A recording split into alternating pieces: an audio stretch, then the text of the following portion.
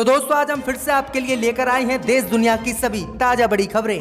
फटाफट एक एक कर विस्तार से आज आपको बताएंगे, तो वीडियो को अंत तक जरूर देखें। दोस्तों वीडियो बनाने में हमें काफी मेहनत लगी है, तो वीडियो को दिल से लाइक कर दें। जी हां दोस्तों, पहली खबर में आपको बताएंगे कि ऑक्सीजन की कमी को लेकर दिल्ली हाई कोर्ट ने आज फिर से मोदी अमित शाह को लगाई फटकार। कहा दिल्ली को हर हाल में 490 टन ऑक्सीजन दे मोदी अमित शाह, नहीं तो करेंगे इन पर केस डालेंगे।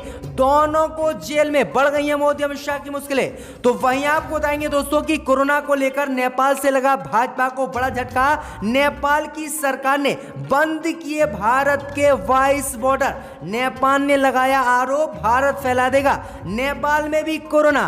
तो वहीं आपको बताएंगे दोस्तों कि उत्तराखंड की भाजपा सरकार ने कोरोना के नाम पर बंद की उत्तराखंड में साबिर पाक की दरगाह। मुसलमान बोले कुंभ से नहीं फैला कोरोना, साबिर पाक की दरगाह से कैसे फैलेगा, बताए भाजपा। तो वहीं आपको बताएंगे दोस्तों कि पूरे देश में कोरोना फैलाने का राहुल ने मोदी अमित शाह को ठहराया जिम्मेदार। कहा अपनी छवि चमकाने के लिए इन्होंने पूरे देश में फैला दिया कोरोना।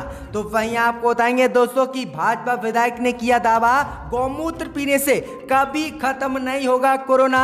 अब भाजपाइयों ने घेर लिया है इस भाजपा विधायक को, दिया है अजीबोगरीब बयान। तो वहीं आपको बताएंगे दोस्तों कि भारत की मदद करने के लिए जर्मनी ने भारत में उतारी अपनी सेना। ऑक्सीजन प्लांट लाकर बचाएगी कोरोना के मरीजों की जिंदगी। तो वहीं आपको बताएंगे दोस्तों कि कोरोना संकट के बीच केंद्र शासित प्रदेश सहित 4 राज्यों के विधानसभा चुनाव की मतगणना हुई शुरू। बंगाल में ममता बनर्जी भाजपा से 10 सीट आगे, बनेगी बंगाल में ममता सरकार। तो सभी खबरों को बताएंगे दोस्तों, वीडियो को लाइक कर दें। इसी बीच पर दोस्तों अगली खबर की ओर, तो ऑक्सीजन की कमी को लेकर हाई कोर्ट ने आज फिर से मोदी अमित शाह को लगाई फटकार। कहा दिल्ली को हर हाल में दे 490 टन ऑक्सीजन, अन्यथा मोदी अमित शाह पर करेंगे केस। जी दोस्तों, आपको बता दें कि दिल्ली में ऑक्सीजन की कमी को लेकर दिल्ली हाई कोर्ट ने आज मोदी अमित शाह को कड़ी फटकार फिर से लगाई है। कोर्ट ने कहा है कि किसी भी हाल में आज 490 मीट्रिक टन ऑक्सीजन दिल्ली में पहुंचनी चाहिए। यदि मोदी अमित शाह ऑक्सीजन की कथित मात्रा की आपूर्ति करने में विफल रहे तो इन दोनों पर केस दर्ज होगा और इन्हें कोर्ट के सामने पेश होना होगा। वहीं आपको बता दें कि ऑक्सीजन की आपूर्ति में कमी के कारण बत्रा अस्पताल में 8 मौतें हो गई हैं, जिसके बाद हाई कोर्ट मोदी अमित शाह पर नाराज हुआ और हाई कोर्ट ने कहा है कि क्या आपका मतलब है कि हम दिल्ली में मरने वाले लोग के लिए अपनी आंखें बंद कर लेंगे। हाई कोर्ट ने कड़ा रुख अपनाते हुए कहा कि पानी अब सिर से ऊपर चला गया है, इसलिए मैं मोदी अमित शाह को चेतावनी देता हूं कि दिल्ली में ऑक्सीजन की कमी को पूरा करें। अगर ऐसा दिल्ली में मोदी अमित शाह ने नहीं किया और 490 मीट्रिक टन ऑक्सीजन दिल्ली को मोदी अमित शाह ने नहीं दी, तो अब हमें दिल्ली में मोदी अमित शाह पर केस दर्ज करना होगा और इन्हें जेल में डालना होगा। तो बड़ा झटका मोदी अमित शाह को लगा है। इसी बीच पर दोस्तों अगली खबर की ओर, तो कोरोना को लेकर नेपाल से मोदी अमित शाह को लगा बड़ा झटका। नेपाल सरकार ने भारत के बंद किए 22 बॉर्डर। जी हां दोस्तों, आपको बता दें बड़ी खबर सामने निकल कर आई दोस्तों कि भारत में फैल रहे कोरोना वायरस से अब नेपाल भी डर गया है और नेपाल को भी डर लगने लगा है कि अगर भारत में कोरोना महामारी फैली तो इसका असर नेपाल पर भी पड़ेगा और नेपाल में भी कोरोना फैल सकता है। भाई आपको बता दें कि नेपाल ने कोरोना को रोकने के लिए आज मोदी अमित शाह को बड़ा झटका दिया है और नेपाल की सरकार ने भारत के 22 बॉर्डरों को आज बंद कर दिया है और इन बॉर्डरों से अब कोई भी व्यक्ति न नेपाल में प्रवेश कर सकेगा और न नेपाल का कोई व्यक्ति भारत आ सकेगा। वहीं आपको बता दें कि जरूरी सेवाओं को लेकर 13 मार्ग संचालित रहेंगे। इन मार्गों से जरूरी सामान नेपाल से भारत पहुंच सकेगा, लेकिन किसी व्यक्ति के जाने पर अब नेपाल ने रोक लगा दी है। तो ये बड़ी अपडेट आ रही है दोस्तों कि हर देश अब भारत से यात्रा रोक रहा है और हर तरफ से मोदी सरकार की आलोचना हो रही है। तो बड़ा झटका नेपाल से लगा। इसी बीच पर दोस्तों अगली खबर की ओर, तो उत्तराखंड की भाजपा सरकार ने साबिर पाक की दरगाह को किया उत्तराखंड में बंद। जी दोस्तों, आपको बता दें ये बड़ी खबर सामने निकल कर आई दोस्तों कि कोरोना वायरस के बढ़ते प्रकोप को देखते हुए विश्व प्रसिद्ध दरगाह साबिर पाक को आज जो है उत्तराखंड की सरकार ने बंद कर दिया है। भाजपा के मुख्यमंत्री ने इस संबंध में अधिकारियों को निर्देश जारी कर दिया है कि किसी भी कीमत पर साबिर पाक की दरगाह इमाम साहब और दरगाह किलकिला साहब को किसी भी कीमत पर नहीं खोला जाएगा। भाई आपको बता दें कि इससे पहले जिस तरह से उत्तराखंड में कुंभ मेला हुआ था और शाही स्नान हुआ था, जिस तरह से वहां पर साधु संत कोरोना पॉजिटिव पाए गए थे और 4000 लोग कोरोना वायरस से संक्रमित पाए गए थे, लेकिन भाजपा की उत्तराखंड सरकार ने उस पर रोक नहीं लगाई। लेकिन अब मुसलमानों पर रोक लगाते हुए साबिर पाक की दरगाह भाजपा ने बंद कर दी है। तो ये बड़ी अपडेट आ रही है उत्तराखंड से। इसी बीच पर तो दोस्तों अगली खबर की ओर, तो कोरोना को लेकर बीजेपी विधायक ने किया दावा, गौमूत्र पीने से कभी नहीं होगा कोरोना। जी हां दोस्तों, आपको बता दें ये बड़ी खबर सामने निकल कर आ रही दोस्तों कि विवादित बयान देने के लिए चर्चित बीजेपी विधायक देवेंद्र सिंह लोधी ने अब कोरोना महामारी को लेकर एक अजीबोगरीब दावा कर दिया है। यूपी के बुलंदशहर से विधायक लोधी का कहना है कि गौमूत्र पीने से शरीर की रोग प्रतिरोधक क्षमता बढ़ती है। इसको पीने से कोरोना और कैंसर जैसी बीमारियां नहीं होंगी। लोधी के मुताबिक हर रोज 25 ml गौमूत्र का सेवन करने से सारी बीमारियां दूर भाग जाएंगी। वहीं आपको बता दें कि देवेंद्र सिंह लोधी को कोई पहले बीजेपी विधायक नहीं है जो गौमूत्र पीने से कोरोना ठीक हो जाने का दावा कर रहे हैं। इससे पहले पिछले साल उत्तराखंड के बीजेपी विधायक महेंद्र भट्ट ने भी ऐसा ही दावा किया था। उन्होंने कहा था कि खाली पेट गौमूत्र का सेवन करने से कोरोना खत्म हो जाएगा। तो किस तरह से भाजपा के विधायक अनाप शनाप बयान दे रहे हैं, जबकि पूरे देश में कोरोना वैक्सीन लगने के बाद भी कोरोना खत्म नहीं हो रहा है, लेकिन ये भाजपा के अनपढ़ विधायक गौमूत्र पीने से कोरोना को खत्म कर रहे हैं। इसी बीच पर तो दोस्तों अगली खबर की ओर, तो भारत की मदद के लिए जर्मनी ने उतारी भारत में अपनी सेना, ऑक्सीजन प्लांट लगाकर बचाएगी मरीजों की जान। दोस्तों आपको बता दें कि भारत में कोरोना वायरस से मचे हाहाकार को देखते हुए जर्मनी ने अब मदद के लिए अपनी सेना भारत में उतार दी है। दरअसल आपको बता दें कि जर्मनी से पहले ऑक्सीजन की मदद सऊदी अरब ने भारत की थी।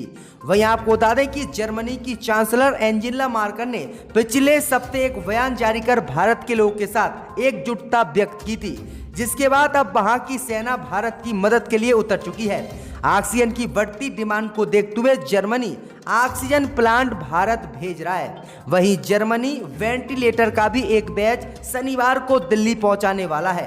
इंडिया टुडे की रिपोर्ट के मुताबिक एक खास बातचीत में जर्मनी कर्नल डॉक्टर थॉरस्टेन वेबर ने कहा कि ऑक्सीजन उत्पादन संयंत्र भारत हम भेज रहे हैं और जब तक इसकी आवश्यकता होगी तब तक ये भारत में ही रहेगा। उसके बाद हमारी सेना इसे वापस ले आएगी। तो ये बड़ी अपडेट आई दोस्तों कि कोरोना से बचाने के लिए सऊदी अरब के बाद अब जर्मनी भारत की मदद के लिए सामने आया है और जर्मनी ने अपनी सेना उतार दी है। इसी बीच पर तो दोस्तों अगली खबर की ओर, तो राहुल गांधी ने प्रधानमंत्री मोदी को बताया कोरोना फैलाने का जिम्मेदार। कहा मोदी ने अपनी छवि चमकाने के लिए पूरे देश को कर दिया बर्बाद और फैला दिया कोरोना। जी हां दोस्तों, आपको बता दें कि भारत में कोरोना वायरस के 4 लाख से ज्यादा मामले प्रत्येक दिन सामने आ रहे हैं, जिसके बाद राहुल गांधी ने आज भाजपा पर निशाना साधते हुए प्रधानमंत्री मोदी को पूरे देश में कोरोना फैलाने का जिम्मेदार बताया है। राहुल गांधी ने कहा कि प्रधानमंत्री मोदी ने अपनी छवि चमकाने के लिए पूरे देश को कोरोना में झोंक दिया और देश के लोगों की चिंता ना करते हुए आत्मनिर्भर भारत बना दिया है। राहुल गांधी ने कहा है कि जब देश में दूसरी लहर जारी थी तो प्रधानमंत्री नरेंद्र मोदी ने कोविड-19 के खिलाफ जंग जीतने का पहले ही श्रेय ले लिया था और वह गेंद राज्य के पाले में डाल रहे हैं। राहुल गांधी ने आगे आरोप लगाया है कि आत्मनिर्भर भारत बनाने का उद्देश्य प्रधानमंत्री मोदी का काम आ रहा है। प्रधानमंत्री मोदी ने पूरे देश को आत्मनिर्भर बना दिया है। लोग खुद ही दवा खरीद रहे हैं, खुद ही ऑक्सीजन लगा रहे हैं और खुद ही कोरोना से बचने के लिए सब काम कर रहे हैं। तो आखिरकार ये सरकार किस काम के लिए है? राहुल गांधी ने बड़ा हमला आज भाजपा पर इसी को लेकर बोला है। इसी बीच पर तो दोस्तों अगली खबर की ओर, तो दिल्ली में एक सप्ताह के लिए केजरीवाल ने और बढ़ाया लॉकडाउन। 10 मई की सुबह 5 बजे तक लागू रहेंगी पाबंदियां। जी हां दोस्तों, आपको बता दें कि दिल्ली में फैल रहे कोरोना वायरस को कम करने के लिए दिल्ली की केजरीवाल सरकार ने एक सप्ताह के लिए और लॉकडाउन दिल्ली में बढ़ा दिया है। लगातार तीसरे सप्ताह में दिल्ली में बंदिशें लागू रहेंगी। आवश्यक सेवाओं से जुड़े लोगों को छोड़कर किसी को भी बाहर निकलने की दिल्ली में इजाजत नहीं होगी। 10 मई की सुबह 5 बजे तक लॉकडाउन ये लागू रहेगा। अधिकारियों का कहना है कि इस बीच सरकार संक्रमण के मामलों की समीक्षा करेगी। हालात में सुधार न होने से लॉकडाउन को आगे और बढ़ाया जाएगा। मुख्यमंत्री अरविंद केजरीवाल ने इसकी घोषणा कर दी है। तो ये बड़ी अपडेट आई दोस्तों कि दिल्ली में एक हफ्ते का और लॉकडाउन बढ़ गया है और केजरीवाल ने कहा कि अगर स्थिति नहीं सुधरेगी तो फिर से लॉकडाउन को बढ़ाएंगे। इसी बीच बढ़ते दोस्तों अगली खबर की ओर। तो कोरोना संकट के बीच 5 राज्यों के विधानसभा चुनाव की मतगणना हुई शुरू। बंगाल में ममता बनर्जी सबसे आगे। जी दोस्तों आपको बता दें कि कोरोना संकट के बीच पश्चिम बंगाल, तमिलनाडु, असम, केरल और पुडुचेरी समेत 5 राज्य व केंद्र शासित प्रदेशों की कुल 822 विधानसभा सीटों पर आज सुबह से ही मतगणना शुरू हो गई है। इस दौरान कोविड-19 के नियमों का कड़ाई से पालन किया जा रहा है। भाई आपको बता दें कि पश्चिम बंगाल में सबसे ज्यादा ममता बनर्जी सीट मिल रही है। वहीं आपको बता दें कि ममता बनर्जी यहां पर चुनाव जीत जाएंगी। वहीं आपको बता दें कि ममता बनर्जी ने मतगणना से पहले ही भाजपा पर आरोप लगाया है कि भाजपा मतगणना के दौरान धांधलेबाजी कर सकती है और ममता बनर्जी ने कहा है कि इसलिए जो टीएमसी के एजेंट हैं वह सतर्क रहें और भाजपा पर ध्यान रखें। तो ये बड़ी अपडेट आ रही दोस्तों कि कोरोना संकट के बीच आज 5 राज्यों के विधानसभा चुनावों के वोटों की मतगणना शुरू हो गई है और ममता बनर्जी पश्चिम बंगाल में बाजी मारती दिख रही हैं। ममता बनर्जी 10 सीटों पर बंगाल में आगे चल रही हैं भाजपा से। इसी बीच बढ़ते दोस्तों अगली खबर की ओर। तो यूपी पंचायत चुनाव में 700 शिक्षकों की कोरोना से हुई मौत। मोदी पर हमला बोलते हुए प्रियंका गांधी ने योगी और चुनाव आयोग को ठहराया जिम्मेदार। जी दोस्तों आपको बता दें बड़ी खबर सामने निकल कर आई दोस्तों कि उत्तर प्रदेश में पंचायत चुनाव हुए थे जिसमें शिक्षकों की ड्यूटी लगी थी। भाई आपको बता दें कि पूरे उत्तर प्रदेश में जितने भी शिक्षक पंचायत चुनाव में लगे थे उनमें से 700 शिक्षकों की कोरोना से मौत हो गई। भाई आपको बता दें कि 700 शिक्षकों की मौत का जिम्मेदार अब प्रियंका गांधी ने योगी सरकार पर चुनाव आयोग को ठहराया है और कहा है कि चुनाव आयोग और योगी सरकार ने इन शिक्षकों को जबरन ड्यूटी पर भेजा था जिसके बाद इनकी मौत हुई है। इसलिए मोदी और योगी सरकार चुनाव आयोग इन शिक्षकों के परिवार को मुआवजा दे और इन शिक्षकों की मौत योगी सरकार के कारण हुई है। तो ये बड़ी अपडेट आ रही दोस्तों कि उत्तर प्रदेश में पंचायत चुनाव कराने में 700 शिक्षकों की कोरोना से मौत हो गई। इसी बीच बढ़ते दोस्तों अगली खबर की ओर। तो कोरोना पर अमेरिका के डॉक्टर ने भारत को दी सलाह। कहा कुछ हफ्तों के लिए मोदी अमित शाह देश को करे बंद तब सुधरेंगे कोरोना से हालात। जी दोस्तों आपको बता दें कि भारत में जिस तरह से कोरोना महामारी बढ़ रही है और कई राज्यों ने लॉकडाउन भी लगाया है लेकिन फिर भी इसका असर देश में नहीं दिख रहा है। कोरोना के मरीज लगातार बढ़ रहे हैं। भाई आपको बता दें कि भारत में फैली इस कोरोना महामारी को रोकने के लिए अब अमेरिका के डॉक्टर ने बड़ी सलाह मोदी अमित शाह को दी है। अमेरिका के डॉक्टर ने कहा है कि मोदी अमित शाह कुछ हफ्तों के लिए पूरे देश को बंद कर दें, यानी पूरे देश में टोटल लॉकडाउन लगा दें जिससे हालात सुधर जाएंगे। उसके बाद मोदी अमित शाह लॉकडाउन को खोल दें। तो बड़ी अपडेट आई दोस्तों कि कोरोना को लेकर यह बड़ी मांग मोदी सरकार से अमेरिका के डॉक्टर ने की है क्योंकि अमेरिका में भी लगातार कोरोना वायरस बढ़ रहा है। इसी बीच बढ़ते दोस्तों अगली खबर की ओर। तो यूपी में पंचायत चुनाव मतगणना कराने को लेकर सुप्रीम कोर्ट के फैसले पर सोशल मीडिया पर भड़के लोग। जारी हुआ कारण बताओ नोटिस। दोस्तों आपको बता दें कि कोरोना संकट के बीच उत्तर प्रदेश में संपन्न हुए पंचायत चुनाव में सैकड़ों कर्मचारियों व शिक्षकों की कोरोना की वजह से मौत हो गई। इस बाबत 2 तारीख को होने वाले मतगणना को लेकर शिक्षक संघ ने उसे टालने की बात मोदी सरकार और उत्तर प्रदेश की योगी सरकार से कही थी, अन्यथा इसका बहिष्कार करेंगे, ऐसा जो है शिक्षा मित्रों ने कहा था।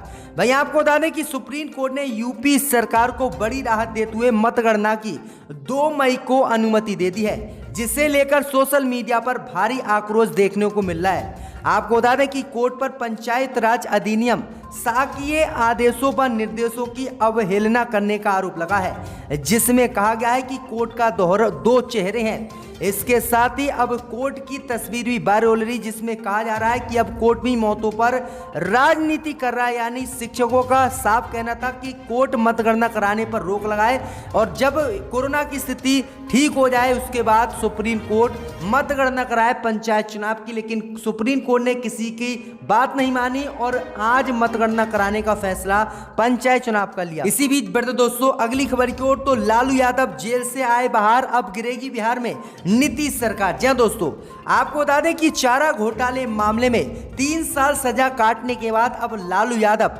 जेल से बाहर आ गए हैं और उन्हें एम्स अस्पताल से छुट्टी भी मिल गई है। भैया आपको बता दें कि लालू यादव के जेल से बाहर आने के बाद नीतीश सरकार बिहार में खतरे में आ गई है। भैया आपको बता दें कि जोड़ तोड़ में माहिर लालू यादव अब बिहार में नीतीश कुमार का खेल बिगाड़ेंगे और तेजस्वी यादव की किस्मत खुलेगी।